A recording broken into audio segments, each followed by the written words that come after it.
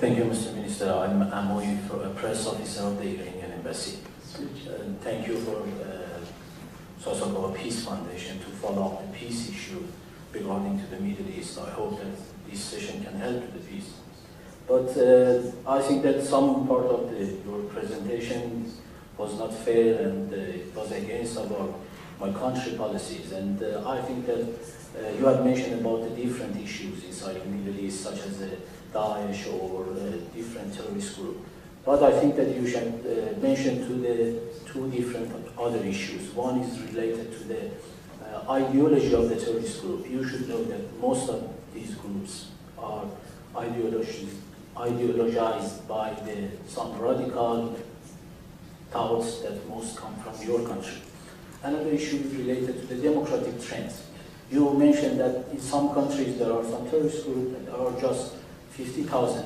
Why do you let to the people of the Yemen to make a fair election under cover of the United Nations? Or in Syria, you are talking such as a person that you can make that this person is legitimized and this person is not. I think that it is not our duties. We should refer to the international law, and it's better for us to solve the problem of the region by this sort of debates. Thank you very much. I think when we look at terrorism and when we look at sectarianism, it started with the Khomeini Revolution in 1979. Iran proclaimed a Shia state based on the Twelver concept and Wilayat al-Faqih. Iran argued that it was responsible for every Shia in the Middle East. This is what lit the sectarian fire in our region. We had Sunnis, we had Shia, we had Ismailis, we had Druze, we had Kurds. There was no sectarianism. This provoked a negative reaction among conservative Sunnis, and this is what unleashed sectarianism. Iran established the first sectarian terrorist organization in the Middle East called Hezbollah. Hezbollah proceeded through suicide attacks to blow up embassies, kill people, and try to take over a country. There's nothing democratic about it.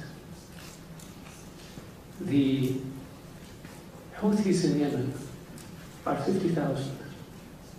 We in the Gulf came up with the Gulf Initiative, which led to the national dialogues in Yemen, which called for a democratic transition in Yemen, which the Houthis undid by attacking from Sa'd to Amman, took over Sana'a, took over government institutions, and imposed their will by force, by weapons supplied by Iran. There's nothing democratic about this. When we look at the ideology of extremism, let's look at the pragmatic side of it. Osama bin Laden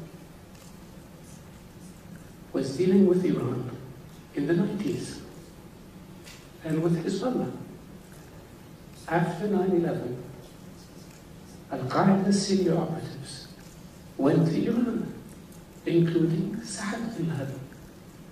Your great nation gave him shelter and support. The order to blow up 3 housing compounds in Riyadh came from Saif al-Adil, the chief of operations for Al-Qaeda, while he was in Iran. This is harboring and sheltering terrorists. Has nothing to do with the ideology. So, we move forward, and we see Al-Qaeda and Daesh.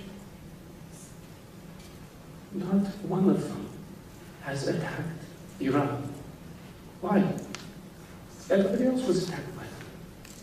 Could it be because you support them, shelter them, harbor them? Probably yes. So,